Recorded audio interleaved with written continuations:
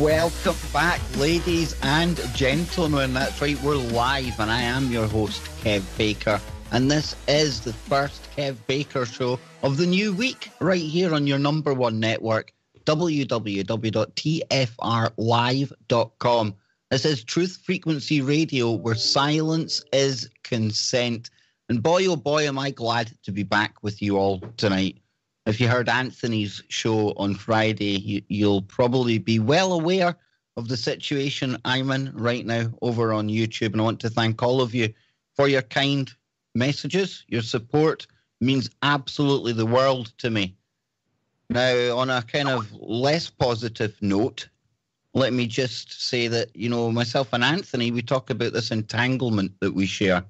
And boy, oh boy, have we taken that to a new level.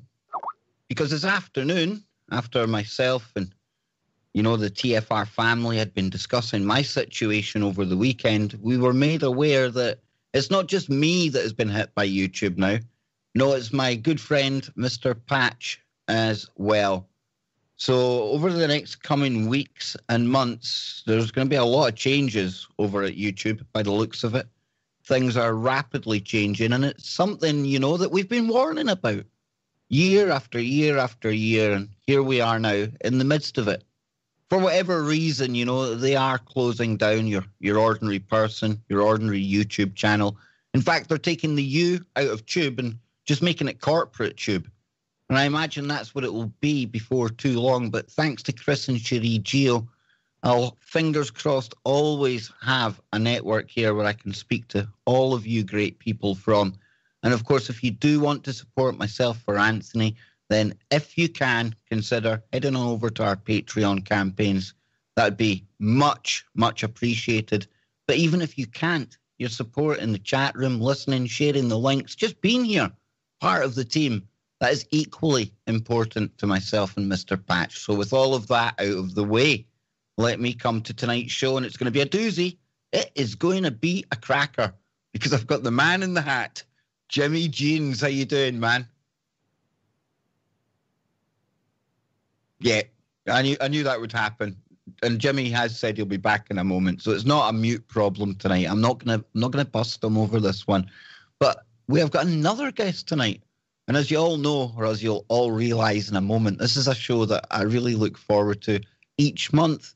I've got a number of guests that come on, you know, every single month. And I can't think of one that makes me laugh as much as tonight's guest, because that's right, folks, it's time for the return of Charlie Robinson. I want to adopt him as a Scotsman, because he's definitely got that kind of Scottish sense of humour about him. But to anyone out there who hasn't heard of Charlie, you're in for a right treat. And Charlie Robinson is the author of The Octopus of Global Control, a controversial and humorous book that takes quotes from over 500 witnesses to some of history's greatest events and uses them to piece together and expose a century-long plan for world domination. He had a front-row seat to the fraud and corruption in the mortgage industry during his career in Las Vegas real estate, and he credits the brilliant John Perkins book, Confessions of an Economic Hitman, as the final piece of the puzzle that helped him to really see how the American government operates as the enforcement arm for multinational companies. So then, without any further ado, welcome back, Charlie. It's great to have you on the KBS set for as long as it continues, man. Free Kev Baker. Toxic Kev on YouTube. How you doing, brother? It's great to have you back, man. I'm great. I'm in honor of this. I'm kneeling right now during our conversation. I won't stand for this nonsense on YouTube. This has got to end. It's ridiculous. I mean, I'd like to say I'm surprised, but I'm not. It's been coming this way for a while, and it's just yeah, like you said, they took the U out of YouTube. It's kind of ironic, huh? But we got to get past this. This is insanity. We have to make as much noise as possible and direct it at those guys. I can't understand why they would. You know, they're so focused on their profits too. You know, they don't have to run double commercials now on all these videos. If they just would allow these other channels to exist like they had been for years and years, they'd be making more money and all that. But it's as if they've sacrificed profits in in exchange for something else, and that never happens in corporate America. Absolutely. And, this is the way that Google's going right across the board. They're going AI driven. And this whole thing that myself and Anthony are caught up in right now, very, very algorithm related. We fell foul of the algorithm. And, it's something that I used to say years ago when we were talking about technology and things, there's no real recourse when the computer says no. It just says no. You don't have any explanation, nothing like that. But there's a bigger picture here, Charlie, and you've even covered this in your book. Media matters. Now, they're very influential over in the States, and it would appear worldwide. We've got something over here called Article 13 that I'll get into in a moment, but media matters. I mean, this is something that they signaled would be happening, right? Media Matters is a company owned by David Brock. David Brock might ring a bell for people that are aware of the, let's call it PG event that we had with James Alefantis, his boyfriend. That's how his name first really, to me, jumped on, kind of came to light when I heard about that. Now, Media Matters is not messing around at all, and they're not even trying to disguise what they've got up their sleeves. They put out a plan that I have a copy of, and it talks about how over the next 4 years, it says Media Matters will continue its core mission of disarming right-wing misinformation while leading the fight against the next generation of conservative disinformation, the proliferation of fake news and propaganda now threatening the country's information ecosystem. Here's what success will look like. This is what they say. Serial misinformers and right-wing propagandists inhabiting everything from social media to the highest levels of government will be exposed and discredited. Internet and social media platforms like Google and Facebook will no longer uncritically and without consequence host and enrich fake news sites and propagandists, and toxic alt-right social media-fueled harassment campaigns that silence dissent and poison our national discourse will be punished and halted. Kev, I didn't realize you were a right-wing conservative propagandist. Are you? I'm sorry, Charlie, that was my mute button there. My bad. It's this new Skype. I'm trying to navigate my way around. I was just listening to your list of things there, and I'm trying to figure out what kind of box I ticked off there. Because no. And who deems what fake news is? Fake news is anything that Media Matters doesn't like. That's what it is. Exactly. And, this is just, I can't call it censorship, folks. I can't. Because in the end of the day, YouTube and my critics out there, and boy, oh boy, have I got plenty of those, they will point out the fact that I can still upload stuff. I can still speak to you on here on a nightly basis. It's just my road to make a revenue out of my content that they've taken away. But bear in mind, if content creators didn't put things onto YouTube, they would have nothing to sell the ads on either. And like I say, the whole face of YouTube and the internet, it's changing rapidly, Charlie. And I covered a topic on here before called, it was Article 11, Article 13 coming out of the EU. Now, there's been a number of votes on this. And the first one that I covered, I was quite optimistic. It fell at the first hurdle. And then what often happens is when it's going for, to be voted on again, they don't have much fanfare. It just kind of comes out of nowhere. And this time it passed overwhelmingly. There was 2/3 of the EU Parliament voted for these new harsh, draconian, 1984 style kind of censorship laws. And it will go for a final ratification in January. Now, I was thinking, I'm probably going to be left in limbo, as are many YouTubers, until January. But I think there's something more at play here. I really do.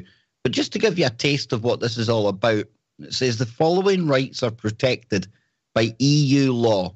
The right of reproduction for authors, performers, producers, and phonograms in films and broadcasting organisations.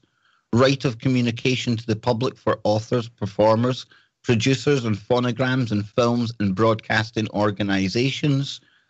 The right of distribution for authors and performers, producers, the same amount of people again. The right of fixation for performers and broadcasting organisation. The right to rental or lending for authors, performers, producers of phonograms and films, with the associated right of equitable remuneration for lending and or rental for authors and performers, right of broadcasting for performers, producers of phonograms and broadcasting organizations, the right of computer program reproduction, distribution for rental, and authors.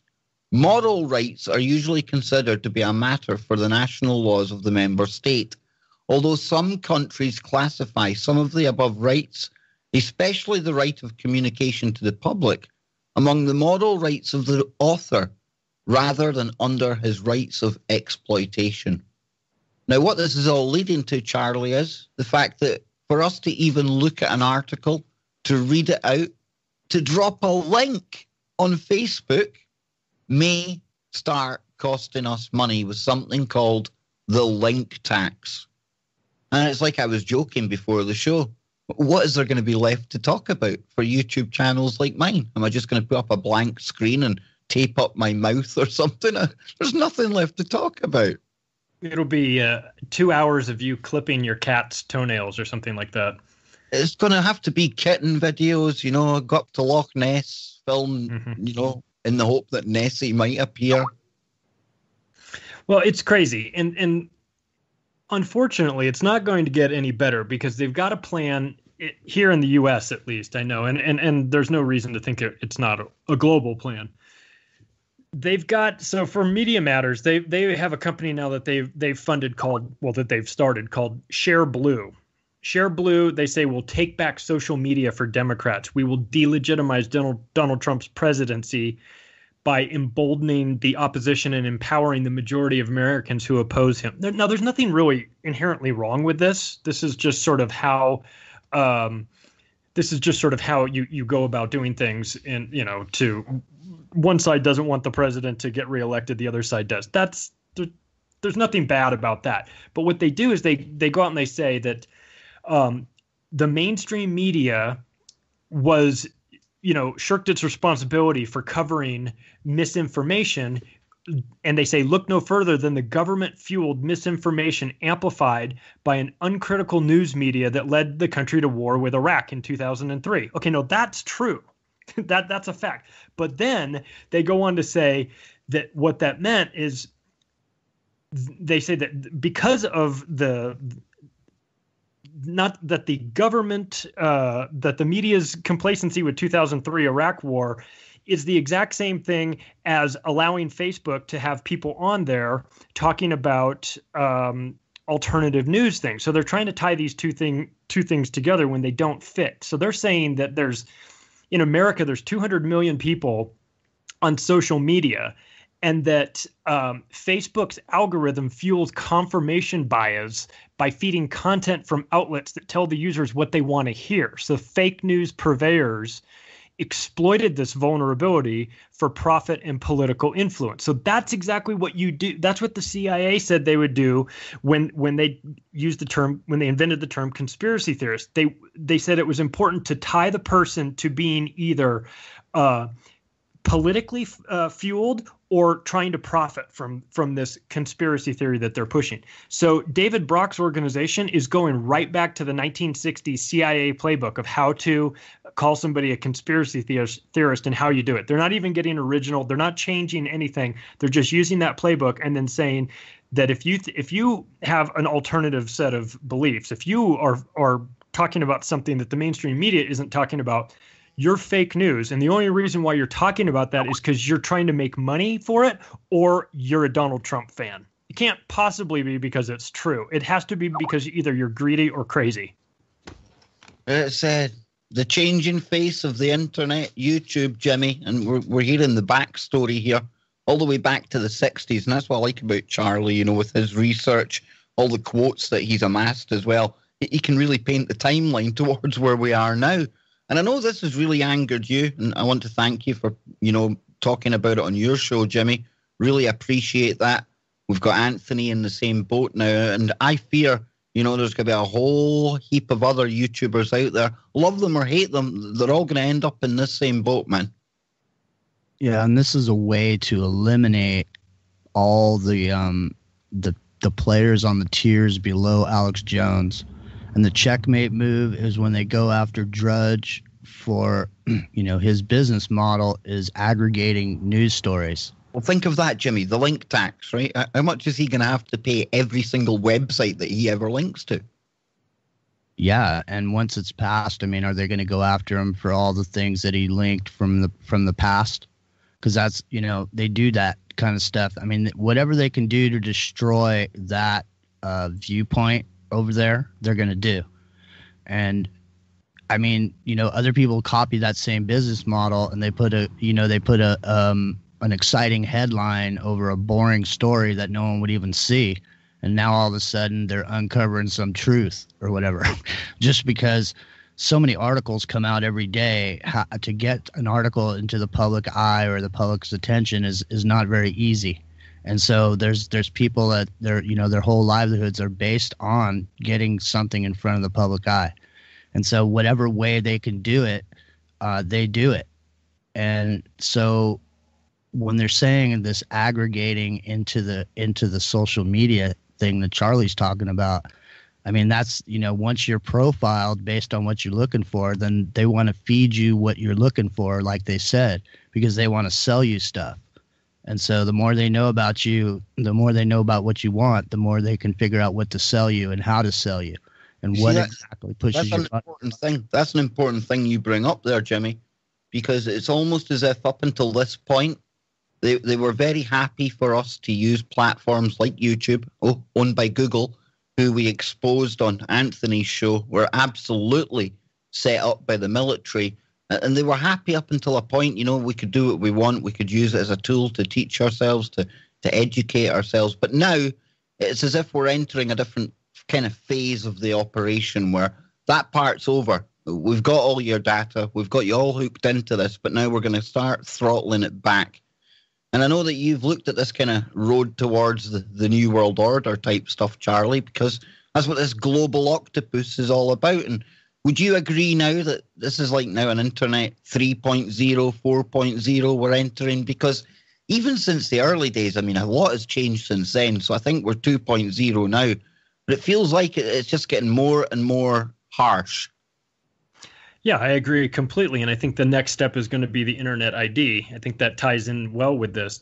I want to read this part, one more section from David Brock's plan, his playbook that he didn't mean for it to get out, but it got out.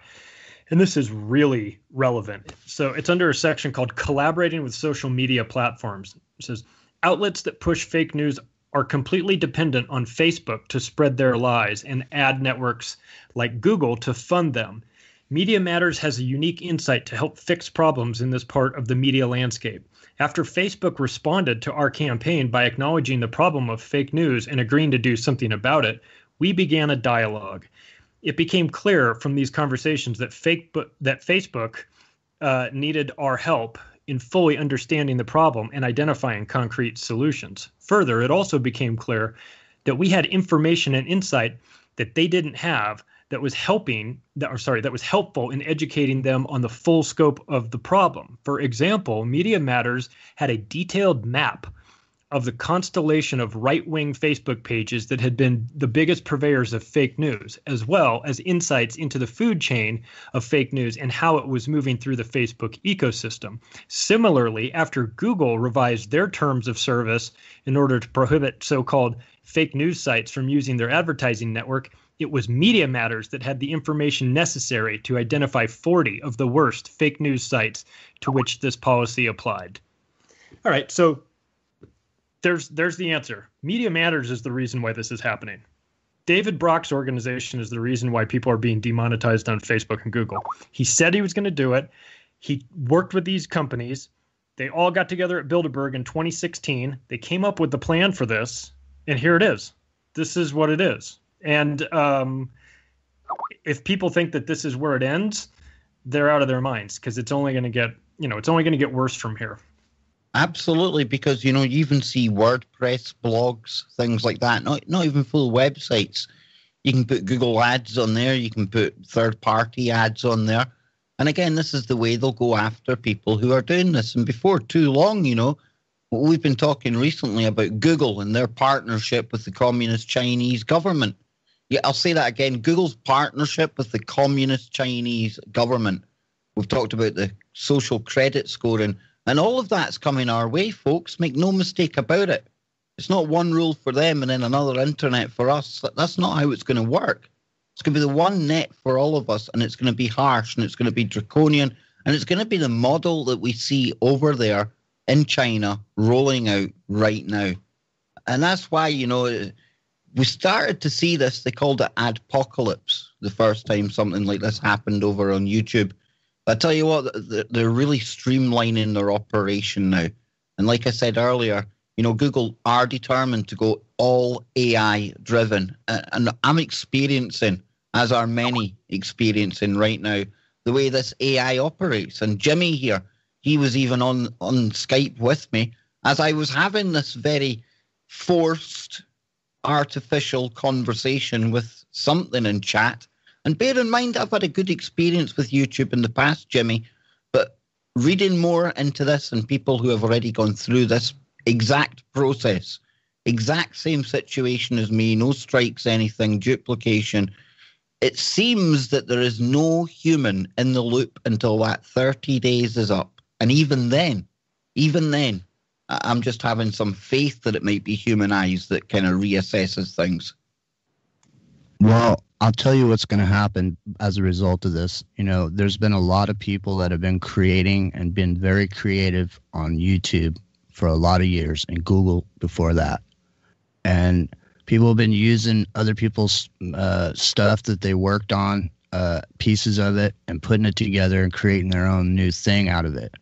And that's good, and all that's good. But what's happening with these laws is that they're going to make it back to the way it used to be, because, the reason that there was movie companies and record companies and all that was because they were the ones that could afford to pay all the fees that they have to pay in order for you to run, say, some song under a video that you made. If you were making a movie, that would cost you a lot of money because you'd have to go to the artist, you'd have to get permission, you'd have to get all these contracts in place and all this noise. And so that's what kept everybody from jumping in to the game. But when all that was taken away, like you said, they gave us, they gave it to us for free, and they got us used to the way things are. And now the way they're going to take control back onto the information and onto these different pieces of whatever it is. I mean, you could be reading a white paper, Jimmy, one of the channels I've seen, it was an animator from Canada, and he had made his own animation, just a kind of 10-minute animation, a cartoon type thing. And that had been flagged up for duplication, dude. All his own work, every single last illustration, his own work. He eventually got it sorted out. But there's something that was totally unique. It fulfilled all the obligations of the terms and service, unique content of your production, your creation. And yet that was done for duplication. It's just bizarre, dude. And of course, as with every algorithm, it's only going to get better as time goes on. Now, people might say, well, Kev, that will suit people like you because maybe it flagged you by mistake. No. By better, I mean more efficient at seeking out and destroying anyone with a counter narrative, Jimmy. Well, what I think is that this is specifically designed to take out players off of YouTube so they can get ready to move into their net neutrality mode. And I think what Charlie was saying about the internet ID, I think that's correct too. I think this all ties together. But here's the thing. Look, advertisers want their advertisement in front of people's faces. Okay, so the bottom line for an advertiser, when they got money to spend, they want to spend it where there's people looking at it. All right. So I think ultimately the decision doesn't lie with YouTube as much as it relies on the people that are paying YouTube to advertise. Secondly, YouTube's still continuing to make money from those advertisers, even though your channel's demonetized. All they're doing is just not paying you your commission, but they're still making money. And to me, that's wrong. We're almost out of time, dude. Oh, you bet they're wrong. You bet they're wrong. But hey, after the break, we're going to shift gears and we're going to be getting into some really cool stuff with Charlie Robinson, the author of The Octopus of Global Control. We're going to be kind of sounding the alarm about something that may be coming in the near future. Don't go anywhere, folks. We'll be right back. Toxic Kev. You're listening to the Truth Frequency Radio Network. No hate, no hype, no fear. Welcome back, everyone. I'm your host, Kev Baker. That's right, it is the Kev Baker Show. And tonight we've got Jimmy Jeans, the man in the hat. You should see his Skype picture. It's absolutely quality. And, of course, we have got the author of the Octopus of Global Control, Charlie Robinson. Charlie, apologies, I almost butchered the name of your book there. But you were saying to me today, and it's something I've been keeping my eye on as well. You know, I think ever since the kind of Arab Spring came to a kind of halt in Syria, I've been keeping an eye on what's going on there. And now the latest kind of stuff in that country and the Middle East, it's starting to come to a boiling point. And I know you've been keeping your eye on this as well. And there's talk of a false flag in the air. Yeah, Russia has come out and said in advance to be on the lookout for a false flag in Idlib, which is the last remaining province that had some that's a rebel stronghold, so to speak. So they think that they more than think, they said that they have footage of the white helmets treating alleged victims of an apparent barrel bomb chemical weapon attack by Damascus. So by Assad on his own people. We can get into that in a second. That they've watched them film all of these spots, and that they've been distributed to the media, and they're just waiting on the cue to push them out as the evidence of a chemical attack by Assad, a gassing attack by Assad on his own people. This now, by the way, will be the third time that they've tried to go with the chemical attack. No, maybe. I actually think it might be the fourth time that they will have pushed the chemical attack narrative onto the public, because they've run out of ideas. They've run out of ideas of things to accuse Assad of. I mean, the next thing you know, they're going to just say that he cheats at golf or something. I mean, it's so transparent and it's so ridiculous. But Russia, to their credit, is coming out and saying, listen, we're going to call our shot in advance. How would we know about this if it wasn't happening? If you see a false flag and if you see a chemical attack reported by the mainstream media that matches this description with the, quote, white helmets, that organization, then you will know that it is nothing but a false flag attack, because we said it was going to happen in advance. And how could we know in advance? So they're calling their shot. And I like that about them. And, you know, the Russians, they said, you know, they wouldn't let this happen again. And, of course, the last time, like you say, the third time this happened, the most recent time, you know, I think a lot of people got their eyes open to Donald Trump then as well, because he was very quick to jump into bed with Terry Mayhem and Macron. And the three of them went and bombed Syria, albeit kind of limited targets, on the back of something that was absolutely bogus. And these white helmets, you know, they're some characters, them. I think they've got an award-winning film, stuff like that. And very convenient how they always turn up at these bombings. They always just happen to be there. What a coincidence. They've always got cameras in their hand. Another coincidence. And, you know, how people don't see through the facade of what they truly are is beyond me. And it just feels like, you know, you've got Donald Trump and the whole kind of moving of the embassy, stuff like that going on as well, Charlie. You've got Iran, that they're very active. They're preparing in the Straits of Hormuz. Nothing new there, but the level of kind of drills that they're carrying out, it seems to be increased. And maybe it's just the way I look at things, but it certainly seems to be a very interesting time over there. Very perilous time in the Middle East right now. Well, the Netherlands pulled their funding for the white helmets yesterday, and also for the Free Syrian Police. And the reason they gave for that was because they are under the influence of Al-Qaeda and ISIS. Wow, no kidding. They're just moderate rebels, these people. They're the good guys. Right. Yeah, I love the moderate rebels. Yeah, that's hilarious. Well, I mean, look, an interesting fact, though. You know, when John McCain passed away just recently, there was more flags at half-mast in Idlib than there was in America. Well, they loved him there. You know, he was like the sugar daddy. He showed up and everybody got rich. He was the bagman. He was the bagman. That's exactly what he was. Yeah.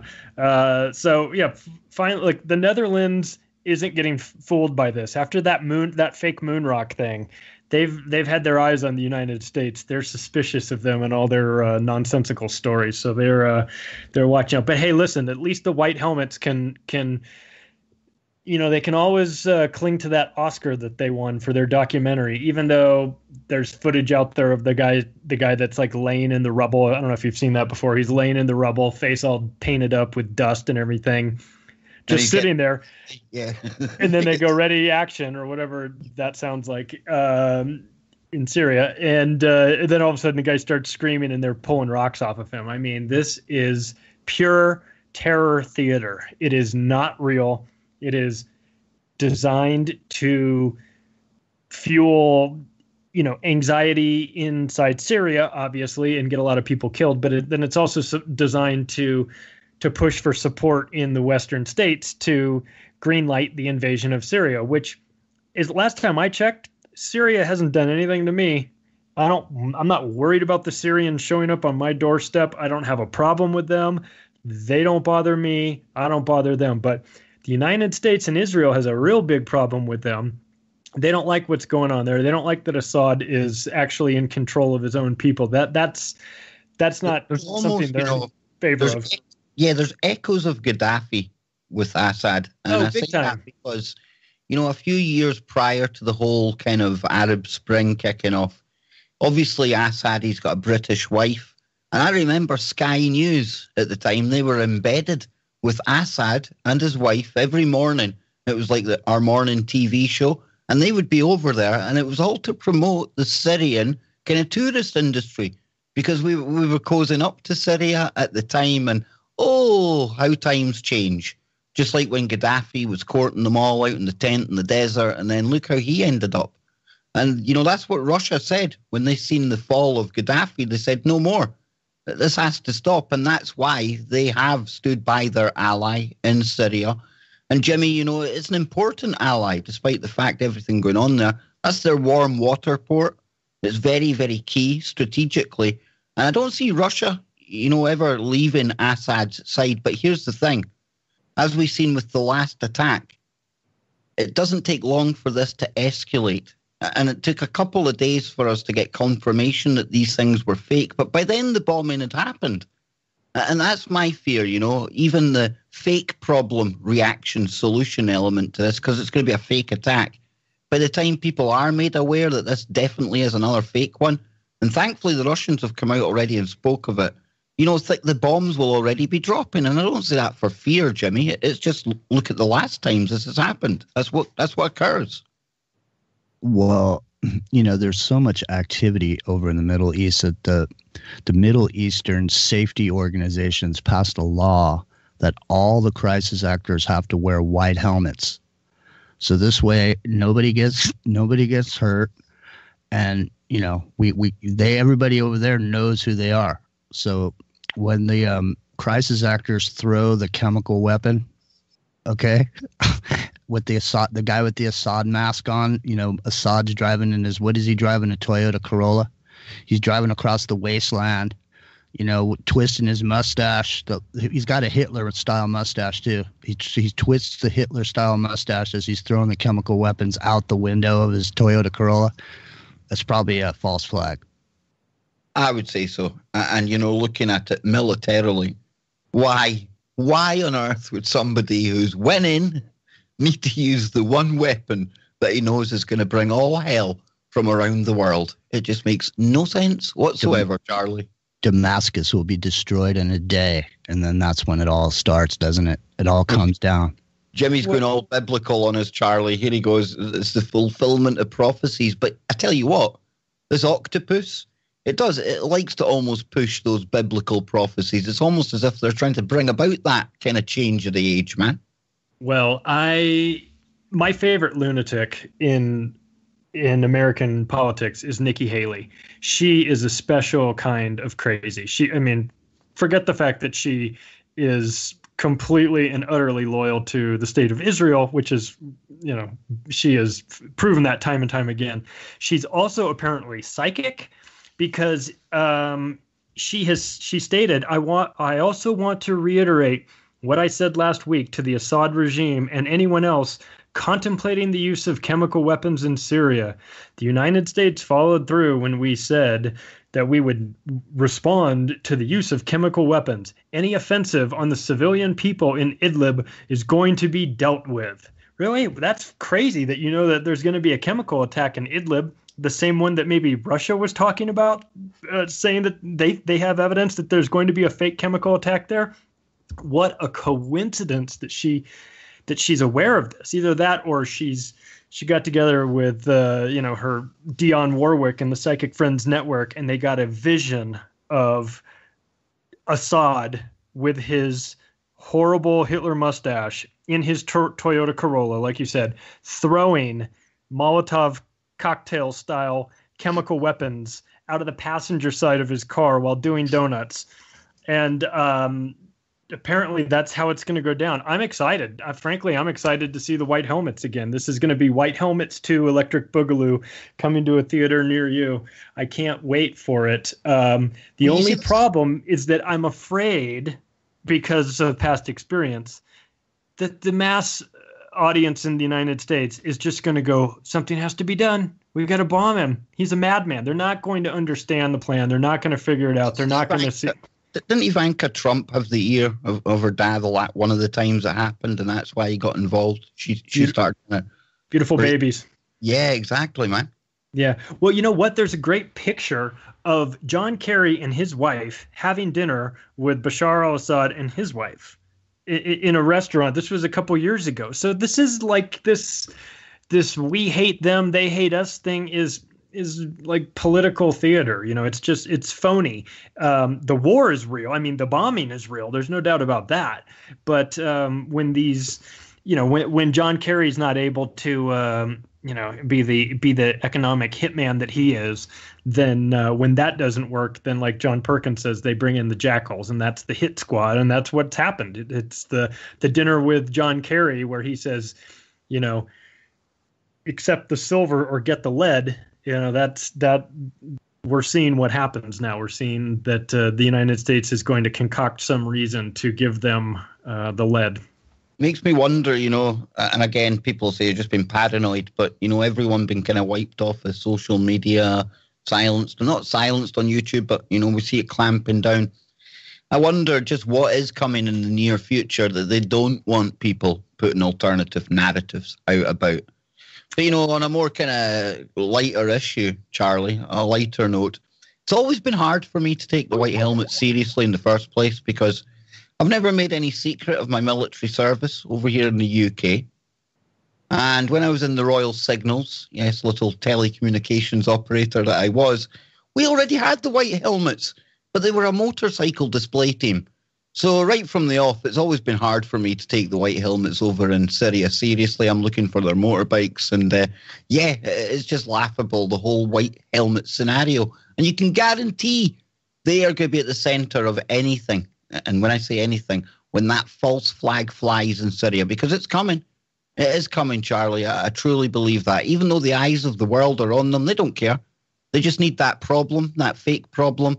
The world will react, and we know what the solution is. Well, they tried the pink helmets, and that just wasn't very popular with the test marketing. The audiences didn't buy it; they thought it looked a little fake. So they went back to they went to the Nazi style helmet, and everyone said that's just too accurate. We can't have that. So let's go to we're either going to do the white helmets like we thought because we really don't have the budget for any sort of other multicolored helmets. The rainbow helmets would have been awesome, I think I was actually predicting the rainbow helmets would be the ones because that would be very politically correct.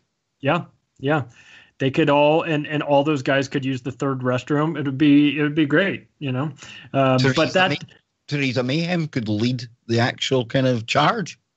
Yeah she's please give it its correct pronoun. It has consulted with Assad about the mustache. Let's just say that they've traded mustache grooming advice, I'm sure. I tell you what, though. She's definitely got a career in dancing when she gives up number 10. She has got some moves on her, dude, eh? I know Theresa May listens to this broadcast. I've heard through the grapevine that she does, and I have to say this is addressed to the Honorable Mr. Theresa May. You've got to stop the dancing. It's embarrassing. The African people that you were dancing with were mortified. I was mortified. I watched it, and it was a sad day for our people in general. Haven't you done enough to the African nations? You've bombed them, you've poisoned them. Now you have to show them you're dancing. Oh my God, it's an atrocity. I can't.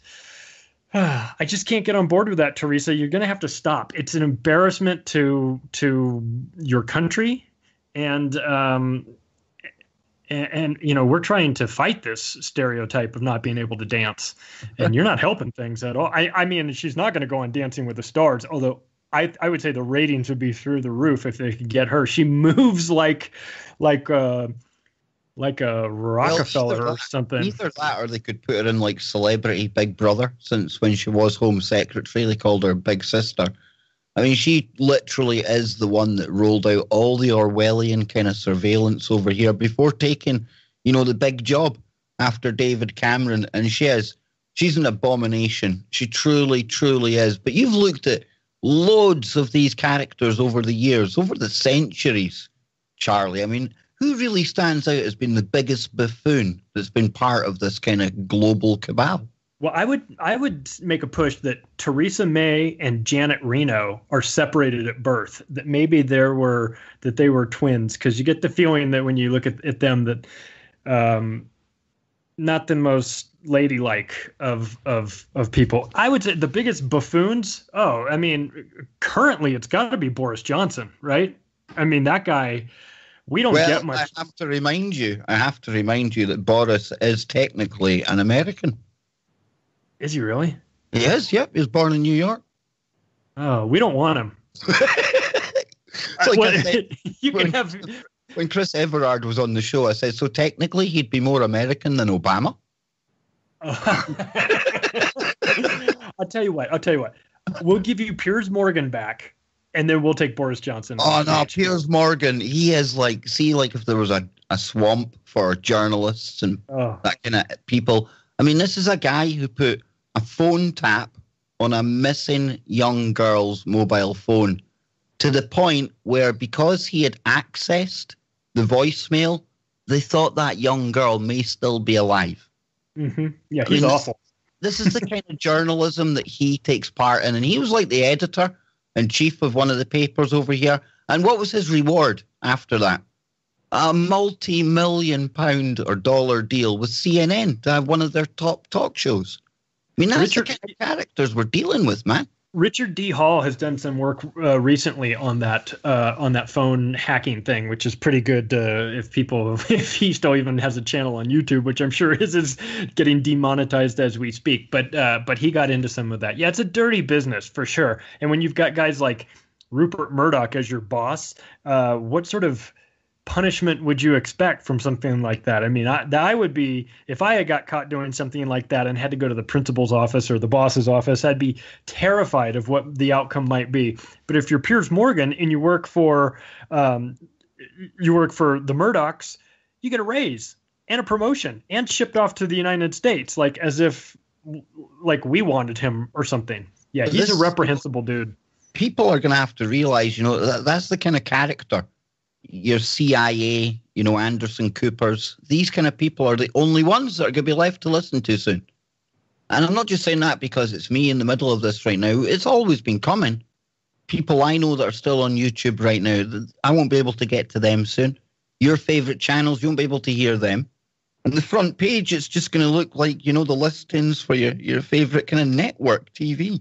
That's honestly the way it's going to be. If you look at any alternative voice, Charlie, I mean, where's somebody like you end up? I mean, authors, when they have a new book, they come around shows like this and we talk about the contents and that and everything else. But where are authors going to go in the near future?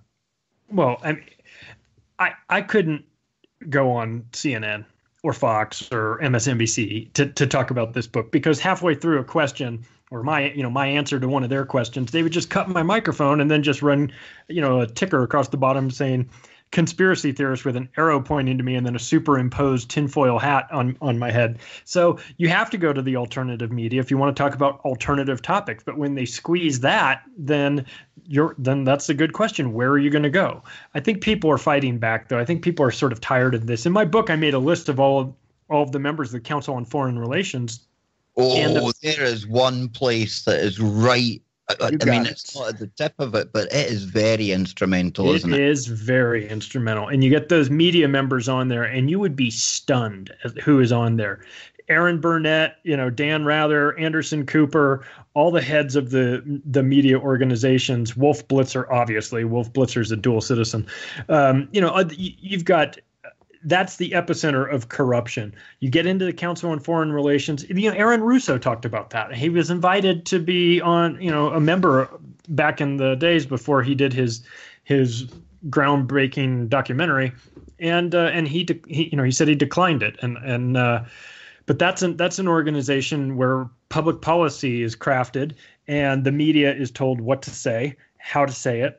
And, we know about CIA's Operation Mockingbird. There's no denying that. That's been out in the public for a while. But what gets less attention are things like Bilderberg, of course, that's starting to kind of creep up into the mainstream. But the Council on Foreign Relations, we listened to Hillary Clinton. She talked about that when they opened the new building, where she said it's great to be able to go to the new building right down the street to be told what to say. And she laughed about it. She laughed. It was what's funny about it. It was the one time I've ever heard Hillary Clinton tell the truth on camera. If one journalist, one reporter there had been, at any level of kind of quality to them, any ounce of kind of respectability, they would have said, "What are you talking about? Please tell us more. I mean, don't you take your orders from the president since you're working for was it Department of Justice at the time she was the head of?"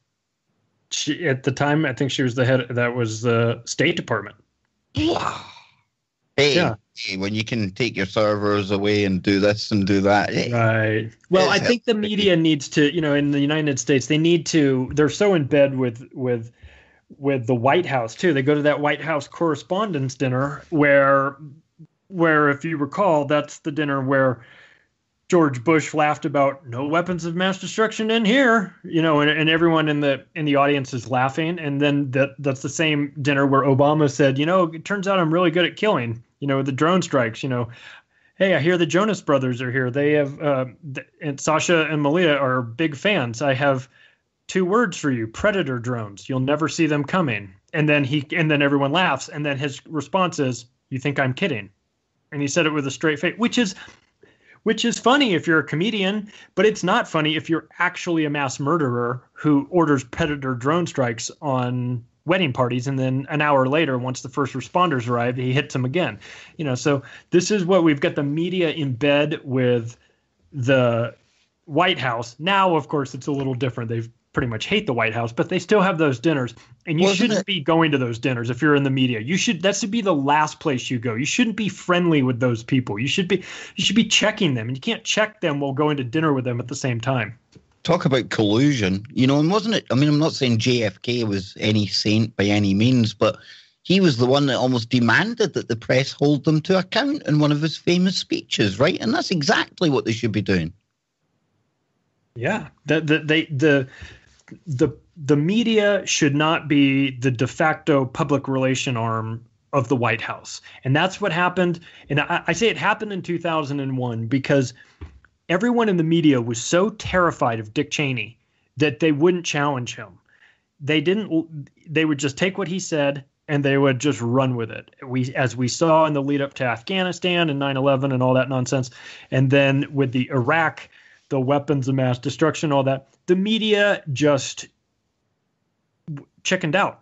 They just lost their guts because they were so afraid, not just of Dick Cheney, but they were afraid of being branded as unpatriotic for questioning this. And that's what you do when you're trying to sell a fake war to people, is you paint the picture that anybody that questions this is either unpatriotic or wants to leave this country open to a possible attack by outside nations.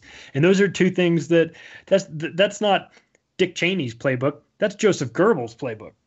And that's what came from the Nazis. I mean, they understood how this worked with the public relations and the shaping of public opinion, and that's what we have with the media now. They gave up on doing their job. So people like you and I have to do their job for them, which is a job that I am completely unqualified to do. But I mean, I'll point out the obvious if I have to, and I'll write this book and expose it all. They're Nazis. You know, let's not make any bones about it. They might not have the skull and crossbones and the black uniforms on, but don't mistake the shirts and ties and the fancy dresses for what they are. They're exactly Nazis. And okay, we don't have brown shirts going about, but we certainly have social justice warriors who are ready to get offended at any certain word that we may say in the wrong kind of tone. It's exactly the same thing. People go about flagging what you say on Facebook, on Twitter, on YouTube because they think they're offended. And we're policing ourselves now, or they're policing us. And, you know, this is a Nazi kind of regime. This is a Nazi system. Paperclip wasn't just a rocket guy that came over and sent somebody maybe to the moon. It was far, far bigger than all of that. All of the stuff from MK Ultra that we talk about all the time, where'd that come from? It came from Germany as well. And I'll probably be accused of hate speech or something for saying it's a Nazi system we live in today. But tell me it's not. Show me where it isn't. Surveillance on every corner, lights in the street that listen to you. Oh, yeah. Enjoy that freedom, right? We'll be back after the break with more from the guys on KBS. Don't go anywhere. This is the Truth Frequency Radio Network. We are TFR. Truth Frequency Radio. Oh, man, I thought Jimmy Jeans was going to wrap us back in from the... But go on, Jimmy, go for it. Yeah, I know.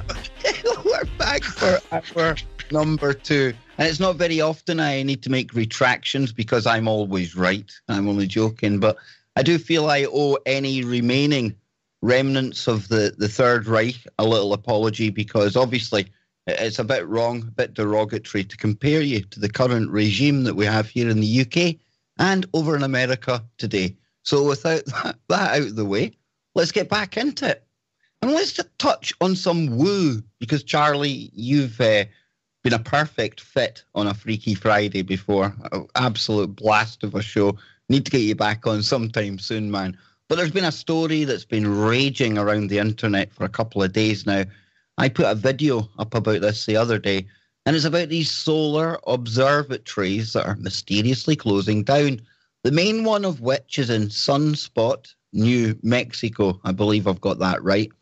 We've had a lot of people claiming to have taken images of strange stuff going on around the sun. The FBI have closed down that particular observatory. A lot of mystery, a lot of woo, a lot of unanswered questions. So what's your take on what's going on here, man? Because we both share a kind of interest in space. We're a couple of space geeks, right? Yeah. Well, I mean, I'm having a hard time understanding why you would close down a solar observatory if something was headed right at you. I would think that would be the place you would want to keep open till the very end to see something. So I don't know. They've got the speculation is maybe it's Nibiru, maybe there's a solar storm. See, I've got a problem with that as well, right? Because, you know, these solar observatories, obviously they've got some of the most powerful telescopes in the world. Very apt for viewing the sun, obviously. But at the same time, you know, you can buy these telescopes as amateurs. And there's a whole swathe of amateur astronomers all around the planet who also look at the sun. And I would imagine it would be kind of hard to cover up some impending approaching planet or something like that, Charlie, wouldn't you think? I think the same thing. And even if you were able to cover it up in the United States, there's no reason to think you'd be able to cover it up worldwide. One thing to consider, though, is that this place is near the White Sands base. And that is, you know, a military base that has been used, you know, to test exotic weapons for decades, really. So the idea that maybe some external country has accessed the solar observatory in order to spy on the nearby base, to me sounds probably more logical. Although anytime the FBI is involved, you just take logic and throw it right out the window. Apparently, they closed down the post office there. They told a bunch of people to evacuate. Didn't tell them what for. They didn't tell the head of the sheriff. He said just go over there and guard that base. Don't let anybody in. But wouldn't tell him why that was happening. So all those things are sketchy. There's reports of black helicopters coming in and FBI agents getting off of the helicopters. Good Lord, I don't know. I even heard that Mulder and Scully were seen at the post office. I did hear that did you hear that they found in the trash can right by there a cover of a video game of an X-Files video game that was left in the trash for people to find. Like they were like as if someone was headed out the door. The last person was like, I'm going to leave a clue, or let's mess with all those tinfoil hat guys. Let's put this in the trash in a place where people can find it really easily and see what happens. I don't know. You think? Man. I mean, maybe a bomb scare. I think probably more like a spying situation where somebody has infiltrated it, maybe not physically, but you can do all that, as you can do all that stuff through electronically now. There's no need to send some guy in there with a fake mustache trying to root through the files when you can do it remotely through a computer. So maybe Jimmy's got an idea on what's going on there. Come on, Jimmy, super sleuth, you look like some kind of modern day Sherlock Holmes with that hat of yours. What's going on, man? Should we all be worrying? I mean, is Nibiru inbound? Have we got heaps of, an armada of UFOs like around the sun, like some are claiming? And one of the kind of people who've been posting about this, no criticism of the lady at all, but the image that she claims is the sun just doesn't look like the sun, dude. It looks like some kind of, I don't know, the lid of a frying pan, some kind of cooking pot. I have no idea what's going on. Well, I hadn't done too much sleuthing except for I was listening to Clyde Lewis last week. Oh, he done a show on this. What's Clyde's take on this, dude? Well, listen to this. Remember the guy that called the DARPA guy, the ex-DARPA guy? Yeah. Oh, well, he called back in. And what he was saying was there was another thing called SMAC, S-M-A, I think it might be K. I'm not 100% on it. But anyways, the acronym for another device. There's 3 devices, and apparently they're networked together. And what he was saying was that the network had been compromised by bad actors, and he pointed in the direction of China. Now, I'm just, this is secondhand. This is in court. This is what they would call hearsay. But he is a good caller, him, though. I mean, again, we can only take him as kind of his word, but in the past, he's certainly proved very, very kind of valuable information, isn't he? Yeah, I mean, as far as the wireless technology goes, he's dropped some things that I've never heard anybody talk about on Clyde's show. But one of the things he was saying was that they were using the HARP facility. They got a donation from this organization called the Office, and that they were using this array, the HARP array, in conjunction with these 3 different programs, and they were focusing the energy of the sun, and they were able to cause coronal mass ejections and all this noise. And they were talking about electric universe, and they're talking about the ability of using this technology and this network technology. I'm pretty sure it has something to do with CERN as well. So I don't know what to think. They were saying, so he was trying to allude to the fact that sunspot was being caused by stuff we were doing here on Earth with frequencies, and the network that tied all these 3 people together. They need all 3 of these programs to work together in order for this to work. And they were saying that network had been hacked via that a solar observatory. So I mean, who knows? Well, there you go, Charlie. I wasn't expecting all of that. I tell you, man. Wow. Was there a statue of Shiva in front of this solar observatory as well? I don't know, but I think I saw somebody doing an alien autopsy out in the parking lot. I tell you, it's a strange one. It really, really is. And, again, there's a lot of theories out there. Personally, I don't think we've got the planet inbound. I think it's going to be something, whether we get the truth on whatever caused this kind of, event, who knows? But I don't think it's anything that we should be immediately worrying about. Hopefully, fingers crossed that you see.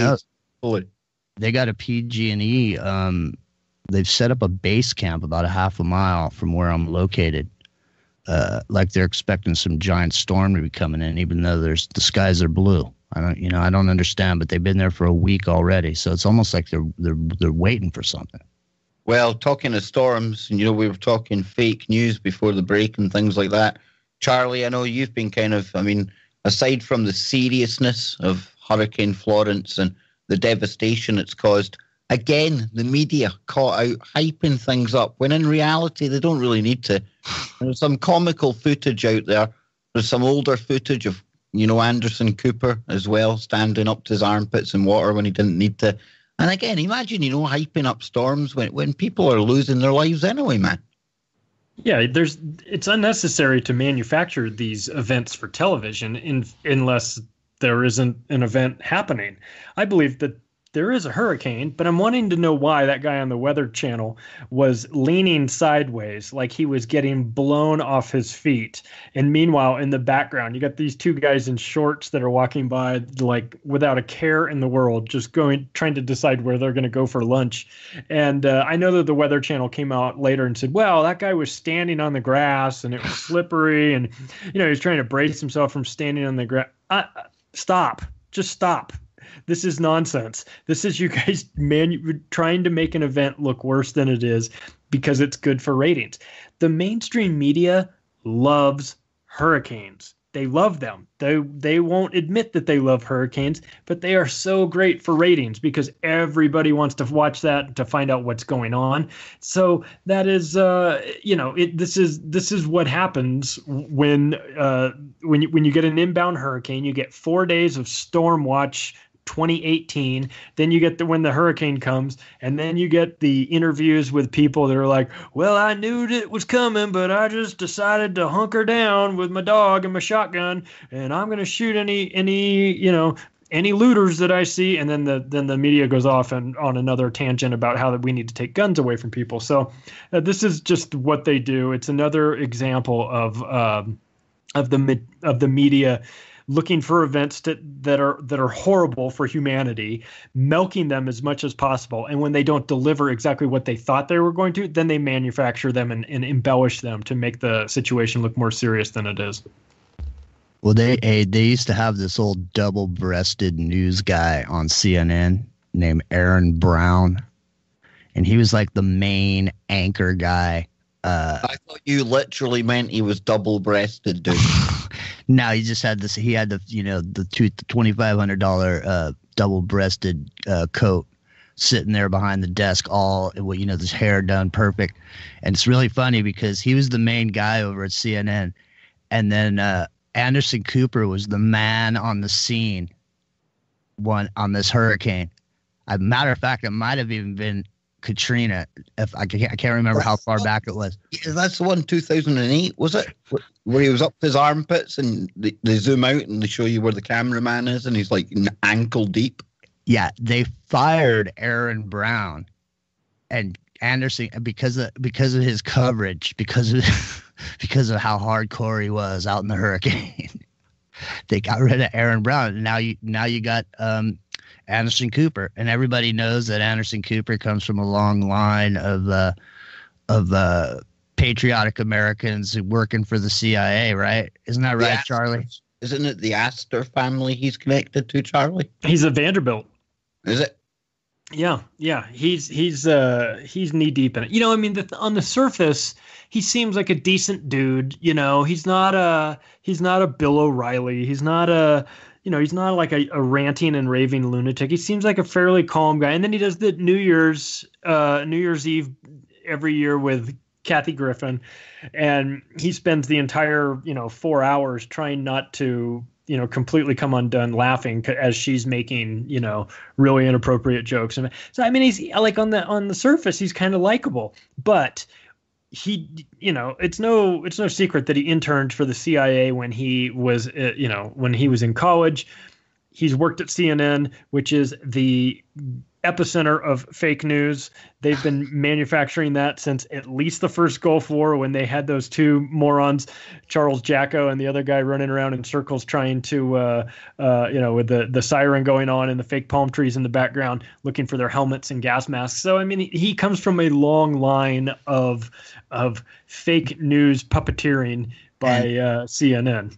And he made his bones on camera, right? He put on some act while he was getting blown over by a hurricane to make everybody think he's legitimate, right? It's the same thing. You see people sneaking into groves. They become, Oh, is there one show, Jimmy? There's one show where you leave the big man alone.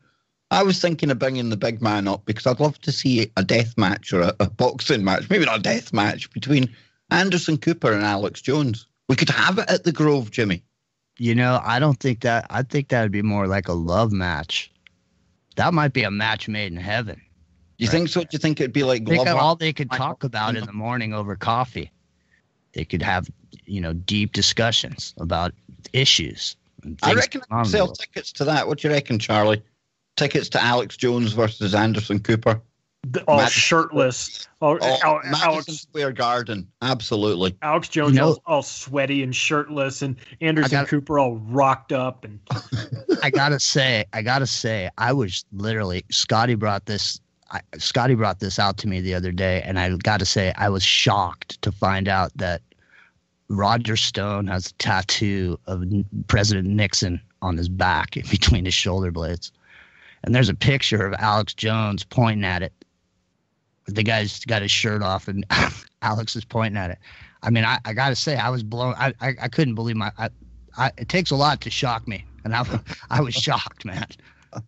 That's hardcore right there. I know. Well, the first thing I asked is where was it? Because I was thinking it was going to be lower, like a tramp stamp kind of thing. But luckily, it was between his shoulders. I mean, Roger Stone, he's been about White House administrations for a good few years now, Charlie, hasn't he? And he's kind of injected himself into the whole alternative media. And I bet you a lot of people don't realize his kind of political background, where he comes from, stuff like that. Interesting character, that one. Yeah, he's been a fixer for a while. I mean, he's been, anyone in that position that's any good at their job has to stay sort of in the periphery. They don't want to be known. Is he the guy that like somebody like Nixon would have called up when he wanted something done off the books? Yeah. Let's get Stone in. Yeah. Oh yeah. That's the guy that you would call when you want something to look one way but not come from the White House. He would be the character that De Niro plays. Not De Niro. Yeah, it's De Niro in Wag the Dog, isn't it? Yeah. Yeah. That's him.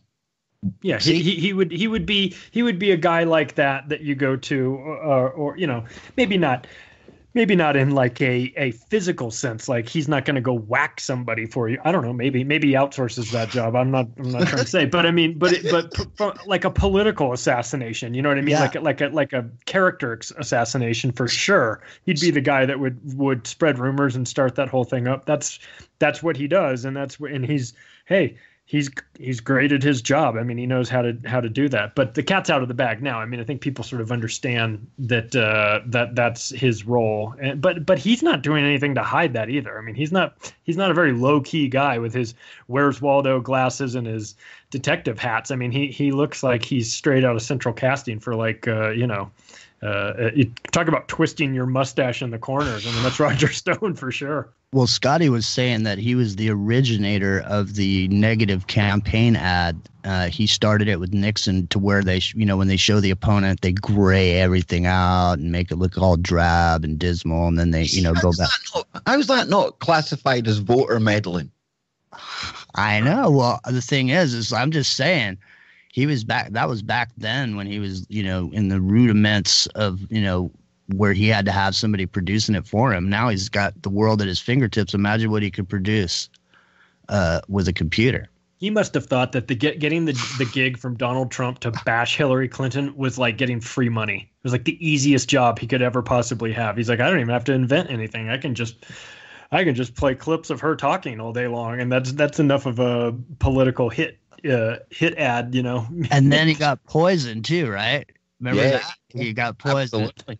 Well, I wasn't there. He alleges he got poisoned, so we have to kind of keep an open mind, I suppose.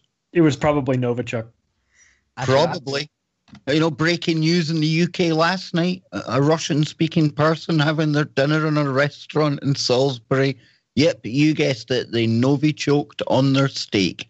I'm not joking, folks, that a big major shutdown of the area. Still more of this crazy, you know, highly lethal, yet non-lethal, toxic agent floating about Salisbury.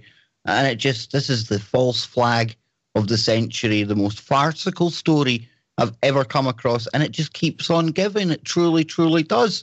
I mean, Charlie, I can't think of an event that's got more holes in it that just most of the general public is scratching their head at, going, come on. And then you had the Russian spies coming out. The Russian spies came out and they said they were in Salisbury sightseeing.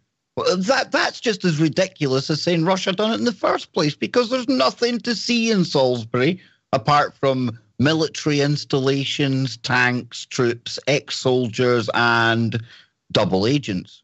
It's like they said that 2018 is going to be the year of two things: Russians and poisoning. And if you can find Russians poisoning people, then that's even better, because that's what we've got. We've got the Syria poisoning and we've got the Novichok poisoning. And for whatever reason, it's like they're trying to outdo one another.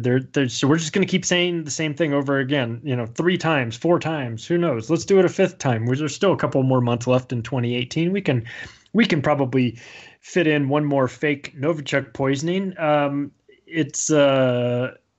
mean, to say it's transparent and laughable is obvious. It's like it's as if they want to see how stupid we really are to buy these stories. They want to see if we can say, they sit back and say, I wonder if we can sell the same story 4 times in a row and we'll get people to believe it all 4 times, even though every time before, it's been discredited as being total nonsense. So I've seen a brilliant meme doing the rounds. And of course, memes, there's a war on memes as well, folks. That same Article 13, Article 11 stuff we started the show on, they will no longer allow the posting of memes because you won't be allowed to alter public images. So let's make the most of the memes while we still have them. But one of them had Putin sitting on a bus and he was giving a stern look over his shoulder to some young men behind him, and it says, if you lot don't quieten down, we'll not go to Salisbury for sightseeing. It's just comical, Jimmy. It truly is. I know. You know what? The thing about this whole thing is this, man. Whoever has control over the pipeline of information can control and manipulate the world with the information that they get out there in front of everybody. So, I mean, the meme is, people think it's ridiculous, but I think that's the thing they're going after the most, because it's been reduced. Everything's been reduced down to the lowest common denominator. We're clicking on thumbs up symbols and smiley faces instead of saying anything. Memes are perfect, Jimmy, because it's like a thumbnail on YouTube. It's got to be instantly impactful. Exactly. Memes, yeah, exactly. They take seconds to read it, and they really leave an imprint in our mind. And they're an effective form of propaganda. I know governments recognise that, and of course that's a threat. That has the power, even nowadays, with all the dumbing down that's happening. Just a few lines of text with an image, just slightly, altered to suit what's been said. That is really, really that's an info bomb.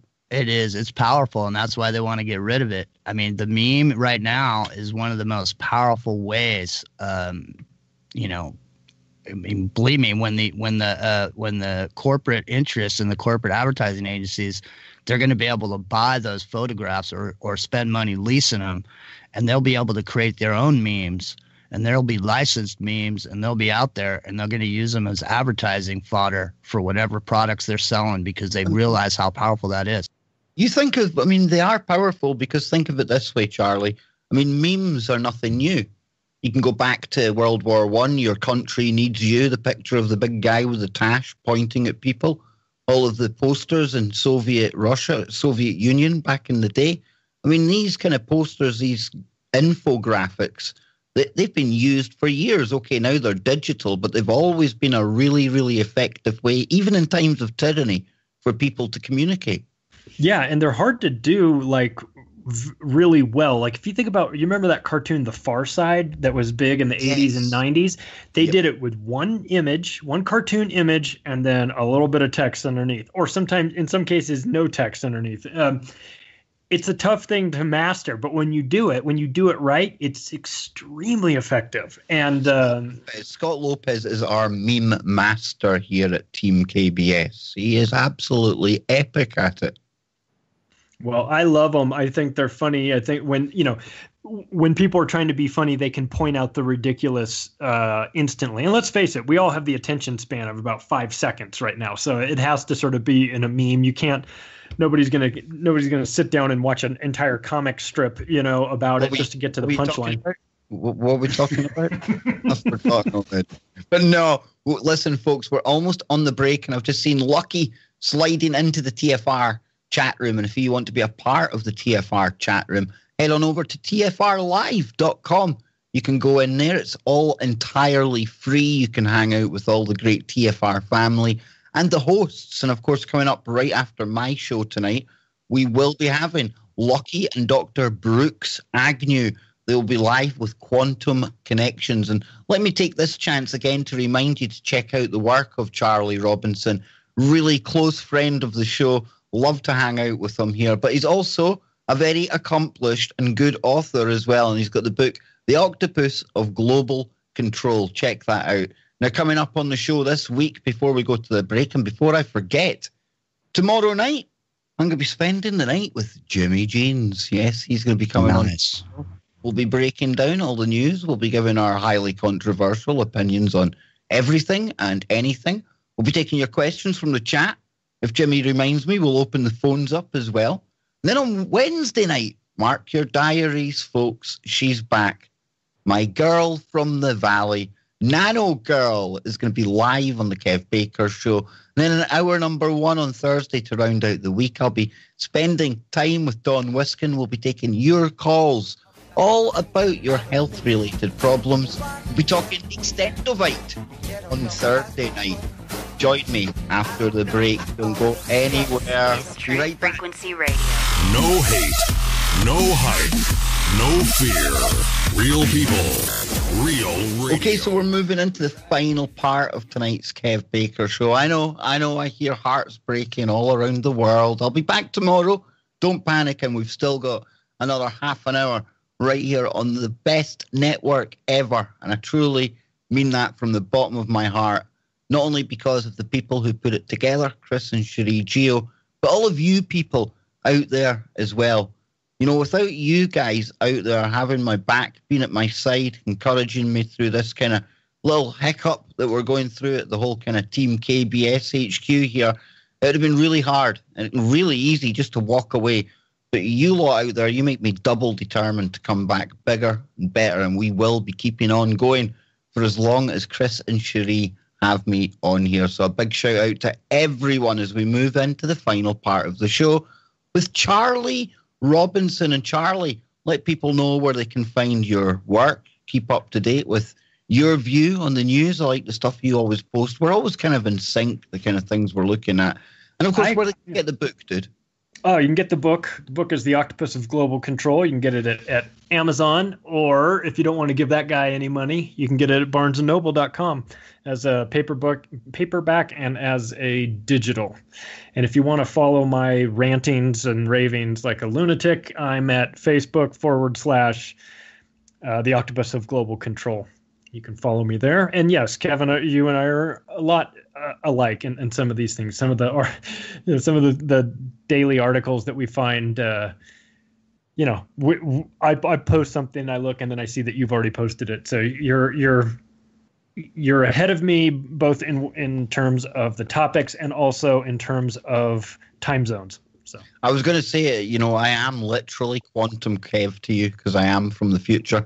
I can tell you, like, wherever you are in America, be it 5, 6, 7, or 8 hours into the future, you'll be right here where I am. And honestly, nothing's happened yet, folks. We're all good. 8 hours down the line, we're still here. We're still flying through space. So hopefully I'll be the Kev in the coal mine if anything goes wrong, and I can send that ripple across the Atlantic and let you guys know just what's coming your way, right? Well, let me tell you what's coming your way. You don't have to worry about your radio show going away. It's going away anyway, because there's a report out today that says artificial intelligence will handle 52% of current work tasks by 2025. So I think that's the downside, man. I think that's actually quite conservative, that numbers. Probably. But we're going to have the artificial AI Kev doing a radio show pretty soon. Well, we all joking aside, right? We've got that whole Google Duplex program that we've seen. It was making a phone call, arranging an appointment for a haircut. And that was all artificial intelligence. It's got all the little nuances and little giggles in between sentences. And if you didn't know any better, you would swear it was a human. So they've got face-to-face technology. They've also got something called deep fake technology. We see that on the internet a lot now. Absolutely. Not only could they replicate me, the voice, Charlie, but they could literally make it appear on video that I was doing anything at all with the technology they've got now. And why? Because, again, we willingly handed over so many different angles of our faces on YouTube and Facebook that it's easy for them now just to overlay that using AI.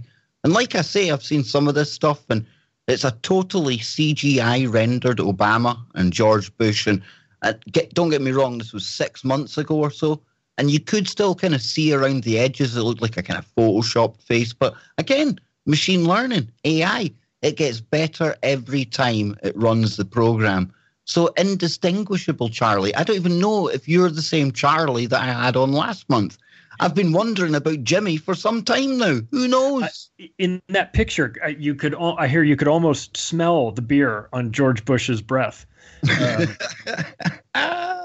But I tell you what, here's another thing to throw into the mix. And this has been really, really going viral across social media. And it's a young rapper. I'm sorry, but his name escapes me. Kid Boo or something. But he claims to be a clone. Have you seen this, Charlie? I haven't seen that guy, but I have seen... oh, Lord, what's the guy's name who talks about going to the clone center and writing songs for Britney Spears and all this stuff? I mean, look, either this guy has some serious insight as to what's actually going on, or they need to put him in a padded cell. And I don't know if, and I'm not really sure at this point which is which.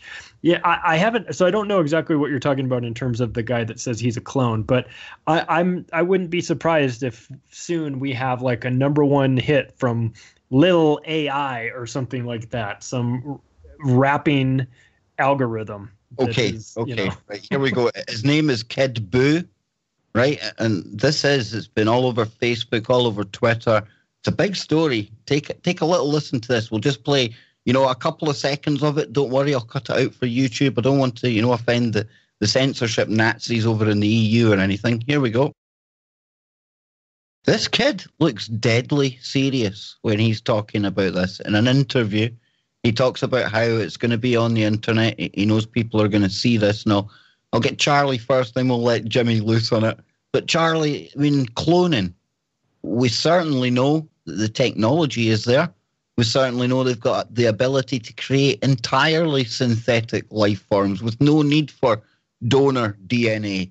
What's your take on it? I know this is just speculating. You've just heard this, but a bit bizarre, right?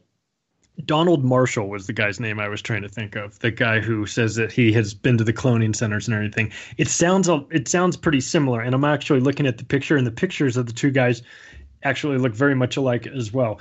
Of course it sounds crazy, But we already know what they've got, the CRISPR technology. We already know they've been monkeying around on that. And if we know about it now, just think how much more advanced it is. The sort of the technology that we have no direct knowledge of. Remember, so yeah, it's possible. Yeah, the military would have used that long before it got commercialized, Charlie.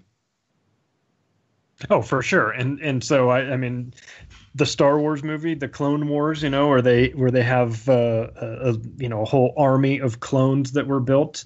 Yeah, I wonder how much of that is predictive programming, how much of that is knowledge of something that currently exists or already existed in the past, and how much of that is the future of what's to come. I wonder if he's like a photocopied version of a person where it's kind of a little bit blurry, so he's like not totally crisp and clean, so he's a little bit off. He sounded like he didn't have much of a personality. He looks like a young Obama. He's got the eyes of Obama, which is really, really creepy. Yeah, that's even more bizarre. But, even if this turns out, he's made all this up, I tell you what, genius marketing, because there's more people talking about Kid Boo now than probably ever was. So, Jimmy, cloning, we often talk about the technology, but what do you make of this one? And I know you're just new coming to this, but it's something that I remembered I had to bring up, man. Yeah, I'm new coming to it, man, but I can see it from a mile away, man. Look, this is total promotion. There's no doubt about that. But whether or not, that doesn't have anything to do with whether or not they can clone somebody or not. Because this guy just got busted in this video. In this video that you're playing, I was listening intently to the audio, and I heard him crack in his character because he has answers for everything. He's got all the answers already memorized. He's gonna say to anybody that asks him questions. But this guy. To counter that, though, if you had escaped from a facility and you did have the information, would you not have the answers at hand? No, because this guy put him on tilt when he asked him about his nationality. He said, "What's your nationality?" And nobody's asked him that before. And the dude buckled right there for a couple seconds. What's your nationality if you're like a spliced kind of entity that was you growing? Wouldn't have one. Exactly. So and it threw the guy off. And when he got thrown off, he had to recover. If you listen to it again, ladies and gentlemen, if you go back and listen to the archive that you can find at TFR Live /archive, right? The Kev Baker Show. But if you go back and listen to that guy's voice cracks. He went out of character for a second. That's the thing. Look, if you're on camera somewhere, you're a character. That's all I'm saying. Yeah. Jimmy Goldbug in the house. Jimmy, I'm telling you, dude, you are Dallas Goldbug. I'm not. You are. I think you've got pictures of people's ears in your house, dude. I don't. But here's the thing, though. Here's the thing. Irrespective of the Dallas Goldbug thing, without sounding condescending, here's the thing. Look, you don't get on camera unless somebody puts you there. Somebody has to say it's okay for you to be on camera. And the best people to be on camera are controlled actors. Clones. Yeah, clones. Exactly. No, but seriously, what about these stars that disappear, you guys? No, absolutely, Jimmy. And again, throw in Hillary as well, because look at through in the campaign. There was a lot of people said, she went into Chelsea's flat in one condition, and the next Hillary, air quotes, Hillary 2.0 that came out, looked fit as a fiddle. In fact, looked totally different to the Hillary that went in. I know, and you know what's really interesting? I noticed there's a lot of people, they look real bad for a period of time. Like you were talking about John Kerry, right? How bad he looked. His face was hanging like curtains, man. You see, that's just the full blood infusion, isn't it, Charlie? That's when he goes to Ambrosia. That's what I'm saying. Yeah, he goes to Ambrosia. He gets a full kind of 8 pints. He gets kind of cleaned out, and away he goes, old rubbery face, looking 10 years younger. Yeah, back in Antarctica, where he went during the election. Well, he looks kid good blood now. transfusion. He looks ready to run for president, which he's trying to angle to do over here. You, dude, it's going to be the oven glove again. It's going to be the Thunderbird puppet. It's going to be Hillary 3.0. It'll either be that or The Rock and Oprah. It's just going to be whoever it is. Who cares? The government always wins. But Charlie, you've quoted futurists as well in your book, and I often talk about the future that's around the corner with the AI, everything else. And anything stand out when you were doing your research about what some of these cats said await us in the near or just round the corner future? Well, one thing that just occurred to me when we were looking at the clone, listening to this clone rapper guy, is what is to stop them from using clones as crisis actors? They'd be the perfect crisis actors because they're totally disposable, right? You could just sort of bring them along and have them say something stupid and put them out there, like you said, controlled, put them in front of a camera and have them controlled. They would be the perfect candidate for it. Most actors are disposable, in case you didn't know. And they don't even have to be clones. No, I'm just kidding. You're right, though. You're right. Well, one of the things in the book that world leaders as well, Charlie. I mean, you hear about the lookalikes. I mean, one better than the lookalike would be the literal carbon copy, right? Well, yeah, you've got, you remember when we were going into, I say we, it's not we, when the United States military was going into Iraq in 2003, they were concerned about Saddam Hussein lookalikes. Right, they were afraid that they'd hung the wrong one. Oh, well, they didn't say that publicly, but everyone thought maybe they just hung one of his lookalikes. So there's a business in that, of course. And then you mentioned the Hillary coming out of Chelsea's apartment. I mean, that's not the same person. And that wasn't Hillary Clinton. That was somebody dressed as Hillary Clinton. So if that's happening, and we have to acknowledge that did happen, then who made the call on that, and why is it happening? I saw people that were picking apart the Hillary Clinton that showed up at the McCain funeral as not being her as well, that her jawline was different, her teeth were different, that it wasn't even the same person. So, I mean, could you imagine poor Bill that there's more than one Hillary that he's got to deal with? Holy moly. That'd be it. It's tough enough to handle one of those. Imagine if there's like a half a dozen of them running around. This means there might be possibly more than one Sarah Palin. Oh, Jimmy, I'm happy now, man. Smiling. Sarah Palin, my favorite politician in the world, dude.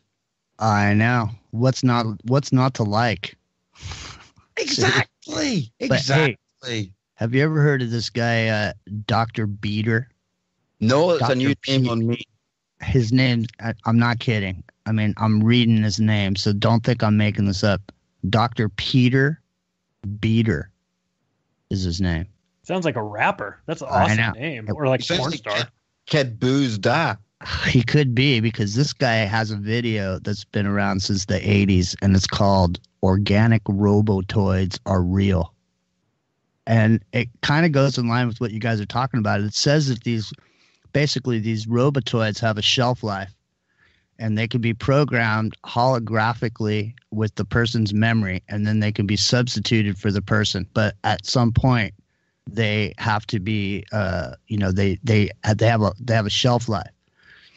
But you keep them cold, they want to stay, the temperature needs to stay really cool, and so a lot of these, you find, like, for example, I'll just use David Letterman as an example. He kept his studio ice cold. Maybe David Letterman was an organic robotoid. This is almost like doing some kind of crazy seance on the air, and I'm getting Jimmy Savile talking about keeping rooms cold for people. Was he keeping rooms cold too? He had a penchant for people that had been recently deceased. Yes, he never ends, man. Yeah, really cold. Yeah, very cold character indeed.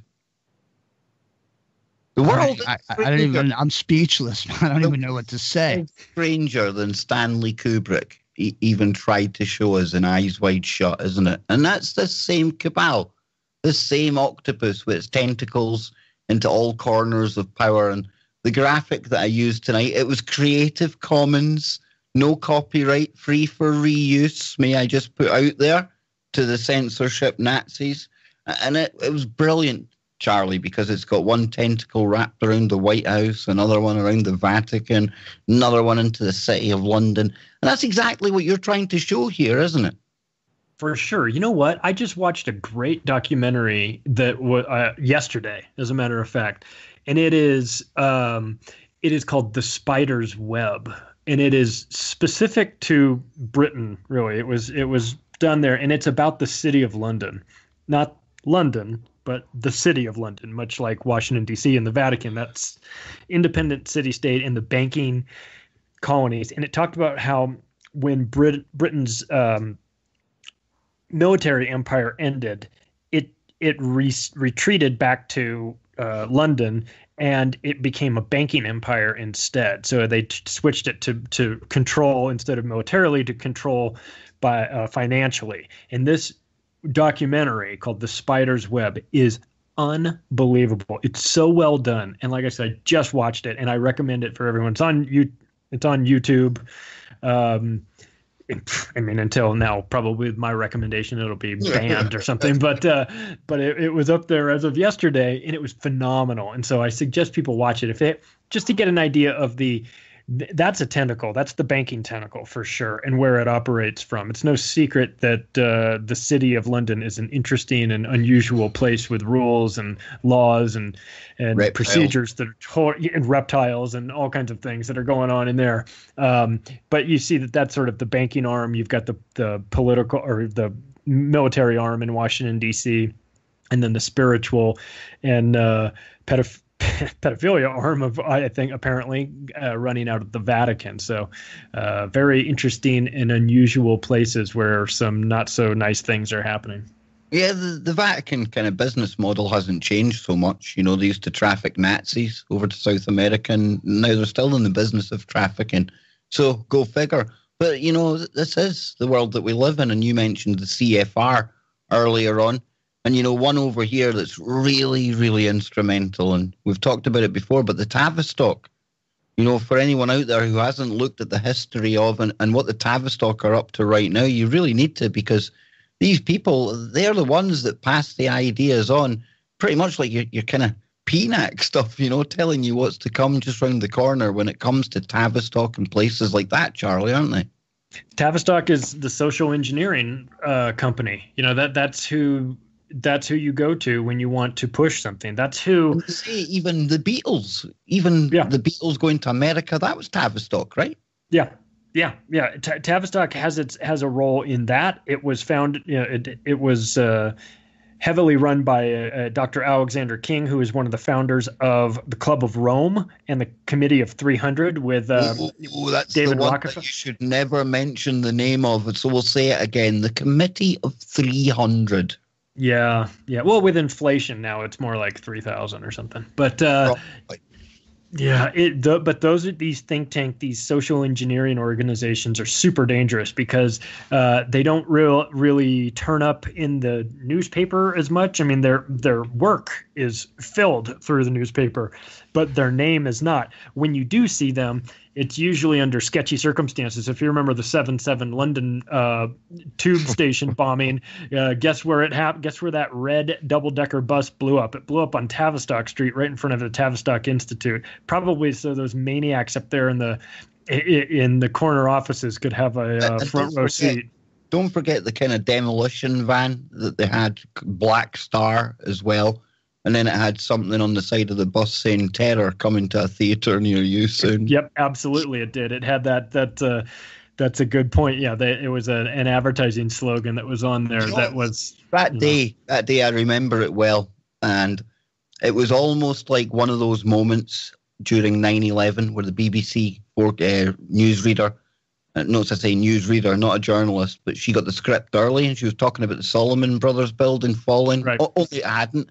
But on the day of 7/7, arguably our 9/11, myself and my partner Anne, we remember it vividly. You know, first thing in the morning, we had the guy coming out and saying it just so happens that we conveniently had drills running at all of these locations this morning. Now, that was a red flag right away. And then there was one report of Asian men who had been seen in and around Fleet Street, and that the police had shot them dead. Now, these Asian men that were shot dead, this story, it disappeared. It never got heard of again. But my theory is that because they were late, and the CCTV footage showed they were late for the train in Luton, they couldn't make the connecting tube trains and bus journey on time. So when they did arrive in London, Obviously, the bombs had started going off. They've put two and two together and thought this wasn't a drill. We weren't getting paid $500 just to take part in a training exercise. And on Fleet Street just happens to be the home of the British media. So could it be that those people were trying to get their story out there before they were shot on the steps of the media that probably wouldn't have aired their story anyway? I think that's more likely than the narrative that we were fed over here by the same mainstream media, Charlie. I have that quote. That's Peter Power, who talked about that in two separate interviews. So I put both interviews in there just in case people thought that maybe he was misquoted. But he said that we were simulating the events, the exact events that happened. And when they happened, we switched from a training exercise to real world. And then to their credit, in both cases, the reporters followed up and said, whoa. You were simulating the same event and it happened exactly as you were simulating it? And his response was, yes, it just miraculously. We were simulating that event and it happened exactly that same way. I'm sorry. I'd have asked him for this week's lottery numbers at that point. Yeah, of course. Yeah, Peter Power's in on it. Okay, that you don't know that. You can't understand that or put a drill, simulating something like that in advance and have it happen exactly that way without either owning the DeLorean or being involved in it. And he's involved in it. We needed our event. We needed that whole problem reaction solution over here. So it's exactly the way a false flag plays out. And we're almost out of time, but, if you want to learn more about that kind of thing, as you can see, Charlie had that exact quote in the book. Over 500 quotes, folks. And this is ammunition, verbal ammunition, information ammunition for the times that we're living in now. Because like we're seeing, we need to make the most of the internet. And what better time to get back to, a hardcover and some pages, something they can't take off us. Short of some Fahrenheit 451 scenario, and hopefully it never comes to that. But we're getting the digital book burning right now, so I urge you to support authors like Charlie, especially with this book, because like I say, it's going to make you the sharpest cat in the conversation, and when people go to ridicule you, you'll have it at your fingertips, boom, you'll shut them right up, and hopefully, just hopefully, you'll wake up another soul on the way. It's been absolutely brilliant tonight, Charlie. You'll be back next month, right? I'm kind of absolutely forcing your arm up your back here. Nope, I love it. He's going to be back tomorrow night. And I must say, Charlie, great interview with Greg on the Higher Side Chats. Very good. Thank you. I urge people to check that out. And, of course, you can check out all of Charlie's work over at YouTube for as long as they allow him on there. That's right. For another night from me here at KBS, don't forget Lucky and Brooks Agnew coming up after the break. Wherever you are, make it TFR. And Denny, touch that dial. #FreeKev. I'm only joking, folks. Have a nice night.